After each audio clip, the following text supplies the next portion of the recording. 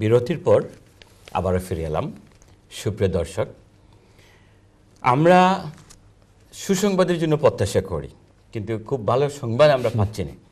তারপরেও মাঝে মাঝে কোনো ছোটো ছোটো সুসংবাদ থাকলেও ভালো লাগে। একটা সুসংবাদ হলো ইমিগ্রান্টদের জন্য। এখন যারা বিভিন্ন দেশে অবৈধ, তারা ইতালির দিকে ছুটছেন। যদিও তাদের জন্য এই সুযোগ ছিল না, এই সুযোগ ছিল ইতালিতে যারা অবৈধ ইমিগ্রান্ট আছেন তাদের জন্য। এদের নিয়মিতকরণের একটা প্রক্রিয়া শুরু হয়েছে সেখানে, কিন্তু সেখানেও আবার দুঃসংবাদ আছে। দালালদের পরামর্শে অনেক মানুষ বিভ্রান্ত হচ্ছে। বিভিন্ন দেশ থেকে যারা ছুটে যাচ্ছেন, সেখানে একটা সুযোগ ছিল, যারা বৈধ শরণার্থী ওইখানে আছে তারাও সুযোগ পাচ্ছিল। ওই দেশে যারা আছে তারা ওদের পক্ষে আবেদন করতে পারে, কিন্তু বিভিন্নভাবে মানুষ বিভ্রান্ত হচ্ছে এবং এখানে একটা টাকার খেলা শুরু হয়ে গেছে শুনতে পাচ্ছি। আমরা এই সংবাদটা আপনাকে পর্যালোচনায় যাওয়ার আগে আমি যেটা বলতে চাইবো যে মানুষের এই দুর্দিনে কঠিন সময়ে মানুষ যেন ব্যবসার স্বার্থটাকে প্রদান না করে, বরং যার যতটুকু সহযোগিতা করার সুযোগ আছে যেন করে। তো সিরাজ ভাই, এই বৈধকরণ প্রক্রিয়াটা খোঁজখবর তো আপনি নিশ্চয়ই রাখেন, এই ব্যাপারে আপনি কি বলবেন? কি শুনে না ধর্মের কাহিনী নাকি বাণী, ধর্মের বাণী। তো এইগুলো শুনবে না। দালাল চক্র যারা চাঁদাবাদ, যারা এই সমস্ত সুযোগ খুঁজে, তারা এদেরকে আপনি এই সমস্ত আপিল টাপিল দিয়ে কোনো কাজ হবে না। So what we should do is not to discourage people who will be victim. যারা এদেরকে ভাই তুমি টাকা টুকা দেওয়ার এই ব্যাপারে টাকা দেওয়ার আগে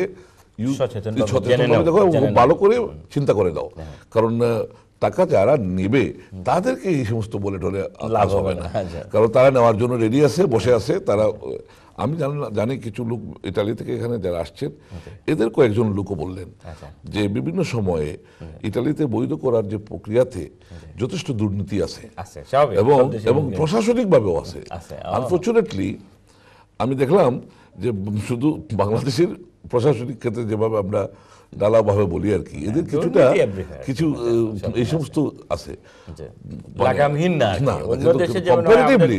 কম্পারেটিভলি ব্রিটেনে আমরা অনেক ভালো অবস্থায় আছি। আমি ইউরোপে বিভিন্ন দেশে গেছি, ইভেন ট্রাফিক আইনই মানে না, মানে সিভিলাইজেশনটা এত মানে খারাপের দিকে আর কি। সো উই শুড সে আমাদের আপিল হলো, যারা এখান থেকে, যারা ইউকে থেকে অনেক লোক যাচ্ছেন, এটা আমি জানি, অনেক লোক চলে গেছেন, অনেক স্টুডেন্টরাও চলে গেছেন, ভাবছেন সেই সুযোগটা তারা নেবেন। Please before you lose out, think before you lose out. এখানে শুধু ডালা বাবু সবাই যারা বাংলাদেশি ওখানে চেকিং হবে, ওখানে বাংলাদেশের এরাই অতপথে বসে আছে। তবে বাংলাদেশি যারা আছে এরা চাইলে কিন্তু অনেক সহযোগিতা করতে পারে ওইখানকার যারা অবৈধ আছে। কারণ একটা লোককে যদি চাকরি দেয় বা 3 মাস আগে যাদের চাকরি দেওয়া হয়েছে, যারা কাজ করছে, এদের জন্য সুযোগ সুবিধা আছে। এই সুযোগ সুবিধাগুলো আপনার কি নজরে আছে? প্রোভাইড করতে পারে। তবে এই অনুষ্ঠানের মাধ্যমে প্রথমেই আমি বলতে চাই, যারা এই লিগালাইজেশন প্রসেস থেকে যারা সুযোগ নিতে চাচ্ছেন, কমন সেন্স ইউজ করবেন এবং অযথা কোথাও কোনো পয়সা লেনদেন করবেন না, যতক্ষণ পর্যন্ত না আপনি ডকুমেন্টেড এভিডেন্স পাচ্ছেন অথবা কনফিডেন্ট ফিল করতেছেন যে হ্যাঁ এই পয়সা দেওয়ার বিনিময়ে আমার। আর পয়সার লেনদেনটা যেটা সিরাজ ভাই বললেন, যেখানেই প্রফিট সেখানেই এই কিন্তু ঠিক আছে আমরা অত ডেপথে যাব না। আমরা এইটা প্রমাণ করতে হবে, দুইটা ইনফরমেশন দেওয়া দরকার। আইনি সহায়তা বুঝা দুইটা কন্ডিশন যেটা মিট করতে হবে, এটা লিগে 31 ডিসেম্বর 2011 এর আগে ওই জায়গা থাকতে হবে, অথবা দেখাতে হবে যে আপনি ছিলেন 31 ডিসেম্বর 2011 এর আগে। আর পর আপনি যে যেতে পারেন বিভিন্ন বাংলাদেশি সাজেশন দিতে যাব না, তবে একটা জিনিস আমরা ইনফরমেশন দিতে পারি যে পাসপোর্ট না থাকলে যে কনসুলার সার্টিফিকেট নেওয়া যায়, এই সুযোগগুলো বা আমাদের ধরেন যারা টার্মস এন্ড কন্ডিশনগুলো কথা হলো জেনে নেওয়া উচিত, টার্মস এন্ড কন্ডিশনটা জেনে নেওয়া উচিত। আর না হয় শুধু সদাই একটা বললো আর এরা কিন্তু আবার ক্ষতিগ্রস্ত হচ্ছে। এইসব ক্ষেত্রে চোখ কান খোলা রাখা উচিত। তবে আরেকটা সুসংবাদ, ছোটখাটো সুসংবাদ, কিন্তু এই সুসংবাদের সাথেও আমরা লক্ষ্য করেছি কাউন্সিল যে রাইট টু বাই, যে রাইট টু বাই যেটা একটা ভালো সুবিধা। আপনি বলতে পারবেন আপনি রাইট টু বাই স্কিমে সাড়া মিলছে না কথাটা। আমি কিন্তু এটা শুনে আমি অবাক হচ্ছি, কেননা এখন রাইট টু বাই মানে 50,000 পর্যন্ত ডিসকাউন্ট অপশনস আছে, ইভেন 75,000 পর্যন্ত যাওয়ার সম্ভাবনা আছে। 50,000 তো অলরেডি ঘোষণা হয়েছে, যদি 75,000 যায় তো very good, but 50,000 is also not bad idea. কারণ এখন যে রাইট টু বাইতে যারা কিনতে যাবেন প্রপার্টি, এরা বর্তমান মার্কেট ভ্যালু, এই ভ্যালুয়েশনে অনেক কমে কিনতে পারবেন। কারণ মার্কেট ভ্যালুয়েশনে যে রিফ্লেকশনটা যেটা মার্কেটে আছে, সেটা কিন্তু কাউন্সিলের প্রপার্টি তো পড়বে। সো যারা ক্রেতাদের, যারা আপনারা কাউন্সিল মানে ফ্ল্যাটে থাকেন, তারা কিন্তু আগ্রহ নিয়ে এটা করতে পারেন, করা উচিত। কারণ আপনারা অনেকটা বেনিফিটেড হবেন, এবং আমার মনে হয় মর্গেজের জন্য খুব একটা ঝামেলা হবে না, যেহেতু you are already getting 50,000 equity on in it. তো আমার মনে হয় এই সুযোগটা আপনারা হারাবেন না, কারণ অনেক বাংলাদেশিরা এর আগে রাইট টু বাইয়ে অনেক উপকৃত হয়েছে। আপনার কি ধারণা এই রাইট টু বাই আমাদের লোকেরা যাচ্ছে না কেন? এটা ভেরিয়াস ইকোনমিক সিচুয়েশন। হ্যাঁ, না সচেতনতা না, অনেক সময় আগে যে আপনার যে ডাউন পেমেন্ট যেটা দিতে হতো, যে পার্সেন্টেজ ছিল, এখন এটা অনেক উপরে। এরপরেও অনেক ওয়ে অ্যারাউন্ড আছে, তো এই সুযোগ নেওয়া দরকার। না, আমার মনে হয় একটা জিনিস হয়েছে কি, আমাদের নতুন নিউ জেনারেশন যারা চাকরি বাকরি করেন ভালো, তারা মনে হয় আমি তেমনি কিনতে পারছি, কিন্তু অঙ্ক কষার একটা ব্যাপার তো আছে। তাহলে ছাত্ররা তো চাকরি বাকরি শুরু করলেও যে লোনের বোঝা নিয়ে ইউনিভার্সিটি থেকে বেরোচ্ছে, এরা বাড়ি কিনা তো সহজ না। না, ওই অর্থনৈতিক মন্দা একটা, আর ওই যে এখানের যারা চাকরি করছে তারাই শুধু জায়গা কিনে নাই, বাড়ি কিনে নাই। আপনি যদি স্ট্যাটিস্টিক দেখবেন যারা বড় হয়ে দেশ থেকে আসছে তারাই বেশিরভাগ কিনছে, এবং তারা এই প্রপার্টি ল্যাডারের ফার্স্ট করার জন্য তারাই ডিসিশন নিয়েছে, এবং অনেক লোক প্রপার্টি থেকে বের হয়ে আসছে এর মাধ্যমে, প্রথম প্রপার্টি কেনার মাধ্যমে, তারপর আস্তে আস্তে অনেকের একাধিক সুযোগ পাওয়ার কারণে তো অনেক বাড়িওয়ালা হয়েছে। আমার মনে হয় দিস ইজ ওয়াই দারিদ্র থেকে বেরিয়ে এসেছে। এটা লাডার, আমরা একেবারে কমে আসছে আমাদের যেহেতু শেষ পর্ব। আমরা দুইটা জিনিস আলোচনা করতে চাই। একটা হলো খালেদা জিয়া যে বক্তব্য দিয়েছেন তত্ত্বাবধায়ক সরকারের অধীনেই নির্বাচন, মানে তত্ত্বাবধায়ক ছাড়া নির্বাচন যাবে না, এই বিষয়টি একটু টাচ করতে চাই।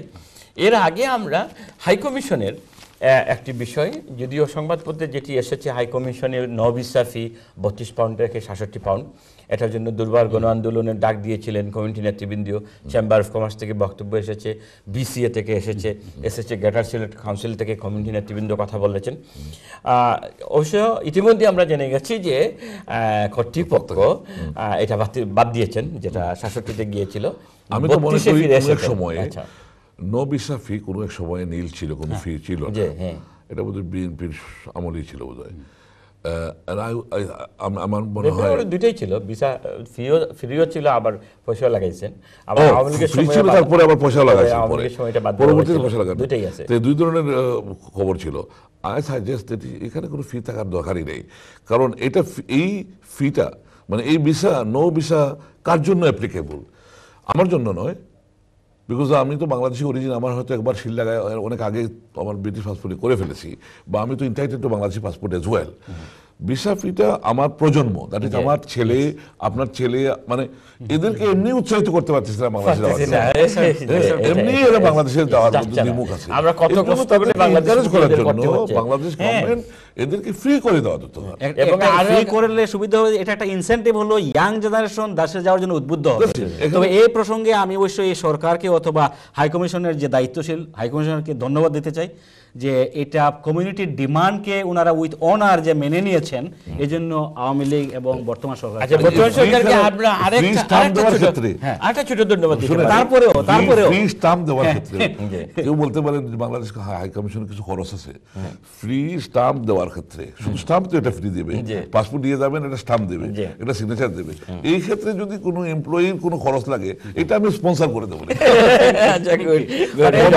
ধন্যবাদ দেওয়া দরকার। আচ্ছা, তবে হাইকমিশন যেহেতু গুরুত্ব দিয়ে নিশ্চয়ই তারা রিপোর্ট করেছে, এখানে কর্মরত যারা আছেন তাদের আমরা আশা করি তারা দায়িত্বটা আঞ্জাম দিয়েছেন, কারণ কদিনের ভিতরেই পরিবর্তনটা এসেছে।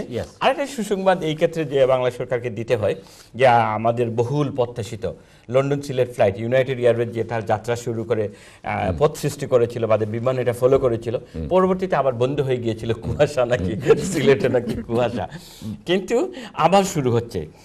এটা কি আপনি আশা করতে পারেন এটা সত্যি সত্যি শুরু হচ্ছে এই 29 সেপ্টেম্বর? মানে এখানে তো পলিটিক্যাল রিজনও আছে, এখানে পলিটিক্যাল কারণ আছে, মাঝে মধ্যে আমাদের নিয়ে খেলা করা হয় আর কি। সিলেট অঞ্চলের মানুষরা বিপদে পড়ে বিমানে চড়েন এবং ভালোবেসেও চলেন, বিপদে পড়েছেন, দুইটা। আচ্ছা। আই টেল ইউ, আচ্ছা। আমার অভিজ্ঞতা, আমি নিজে বিমানে যাওয়ার জন্য খুব শখ করে যেতাম। আমি তো খুব ট্রাভেল করি, আমি শখ করে দিতাম। অভিজ্ঞতা ভালো ছিল, খারাপ আছে। আচ্ছা, অভিজ্ঞতা উভয় অভিজ্ঞতা হ্যাঁ, আছে। ভালো আছে, বিমানের ঠিক তো আছে। ভিতরকার পরিবেশ এত খুব ভালো না, নাই। যেখানে পোকামাকড় Service, পাওয়া service। যায়, গন্ধ দুর্গন্ধ। ইভেন আমি তো বিজনেস ক্লাসে যাওয়ার জন্য, কারণ একটু বড় হয়ে গেছে, শরীর টরীর একটু, বিজনেস ক্লাসেই যাই। তো বিজনেস ক্লাসে গেলে হয় কি, একেবারে তো ককপিটের কাছে, ককপিট থেকে স্মোকিং এর গন্ধ, মানে অহরহ এই ক্যাপ্টেনগুলো, এই যে ক্রুগুলো স্মোক করতেছে। এই যে আন্তর্জাতিক মান মর্যাদা, আগে এক সময় ছিল বোধহয়। এবং এই সমস্ত কথা আমার মনে হয় না এখন অবশ্য হয়তো I tell you, not actually. I'm talking about even last year as well. Yeah. এবং এটা এত পিছনে যায় না, কিন্তু বিজনেস ক্লাসের লোক এরা উপলব্ধি করতে পারেন, বুঝতে পারেন, কারণ এখানে কম্পিউটার পাশে। আচ্ছা, এখন মনে হবে আপনি কি মনে এগুলো কিন্তু এই সমস্ত কারণে মনে হয় না যে আমাদের ম্যানেজমেন্ট স্ট্রাকচার এবং সার্ভিস সেবার মানটাকে উন্নত করে। কিন্তু শেষ ভাই, আসল কথাটা হইলো ঢাকায় যেভাবে আমাদের মানুষ নির্যাতনের শিকার হয়, এর চেয়ে তারপরে আমাদেরকে মানে কার্গোতে করে, আমাদের হিথ্রো এয়ারপোর্ট থেকে কার্গোতে করে বোধহয় সিলেটে ফালাই দিলে বোধহয় আমাদের মানুষ খুব খুশি হবে। খুশি থাকবে। আপনি কি বলেন, আপনি কি আশা করতে পারছেন? প্রত্যেকটা সরকারই আসলে কিছু কিছু সময় মূলা ঝুলিয়ে রাখে তাদের রাজনৈতিক কারণে, এবং শুধু আওয়ামী লীগ না, পূর্ববর্তী সরকারগুলো এগুলো করেছে। এবং সদিচ্ছা যদি থাকে তাহলে এটা সম্ভব, এবং সিলেটবাসীর, গ্রেটার সিলেটের প্রাণের দাবি এটা। এবং যদি তারা সুদূর প্রসারী এবং সুবুদ্ধির পরিচয় দেয়, তাইলে এইবার এই দাবি সিলেটবাসীর মেনে নেওয়া উচিত। নতুবা পাবলিক এটা বুঝতে পারে যে তারা মূলা ঝুলিয়ে রাখে, এবং পাবলিক এটার জবাবও দিতে আচ্ছা, ঠিক আছে, আমরা সহজভাবেই নেই। মনে করি যে সরকার এটা চাচ্ছে, এবং বিমানমন্ত্রীকে আমরা অভিনন্দন জানাইতে যে এই ধরনের সাহসী পদক্ষেপ নিয়েছেন। বিমানে অথল অস্ট্রস ভর্তুকি এইগুলো বলা হয়, এবং সত্যি কথা, এখানে ফ্লাইট দিতে কিন্তু অর্থনৈতিকভাবে বিমান লাভ করে না। এটা একটা কারণ আছে। এটা কারণে তো প্যাসেঞ্জাররা দায়ী না, না, মিসম্যানেজমেন্টের কারণে এগুলো হচ্ছে। সিস্টেম দায়ী। অন্যান্য প্রাইভেট ওনার ইয়েগুলো প্রফিট বানাইতে পারে, বিমান কেন পারে না? আপনি সিলেটে যদি ভালো করে একটা ফ্লাইট অপারেট করেন, পুরো ফ্লাইটটাই তো মানে ফুল যেতে পারে। এক্স্যাক্টলি, পুরো ফ্লাইট যদি ফুল যেতে পারে, কম্পারেটিভলি আপনি তো ভাড়া অন্যান্য এয়ারক্রাফট থেকে কম নিচ্ছেন না। আমরা একেবারে শেষ দিকে চলে আসছি। আমরা মনে করেছিলাম তত্ত্বাবধায়ক সরকার নিয়ে কথা বলবো, খুব সম্ভবত এই বিষয়ে আমাদের আর বেশি বলার থাকবে না। তবে একটা কথা বলবো, খুব সংক্ষেপে বলতেছি যে তত্ত্বাবধায়ক সম্পর্কে অনেকের কিছু অ্যালার্জি আছে। আচ্ছা, তত্ত্বাবধায়ক বিকজ তার আনইলেক্টেড। বর্তমান সরকারের অনেক উপদেষ্টা আনইলেক্টেড, সুতরাং ওই সমস্ত আনইলেক্টেড উপদেষ্টাদেরকে দিয়ে আমাদের রাষ্ট্র এবং প্রশাসন চালানো আর যায়। কোনো সুযোগ নেই আমাদের। এখন সময় শেষ হয়ে গেছে। শুধু দুইজন মানুষ আমাদের থেকে চলে গেছেন, একজন খালেদা জিয়ার ভাই সাইদ ইস্কান্দার, এবং আরেকজন আমাদের জাতির বিবেক, অত্যন্ত সুনামধন্য সাংবাদিক আতাউজ্জামান। তারা আজ আমাদের মাঝে নেই। আমরা দোয়া করব সারাটা জীবন তারা জাতির জন্য যে কাজ করেছেন, লেখনের মাধ্যমে, ইস্কান্দার সাহেব রাজনীতির মাধ্যমে, আল্লাহ তাআলা যেন তাদের এই আখিরাতে তার এই সম্মান, এই বিনিময় দান করেন, তারা যেন জান্নাতুল ফেরদৌস নসিব হয়।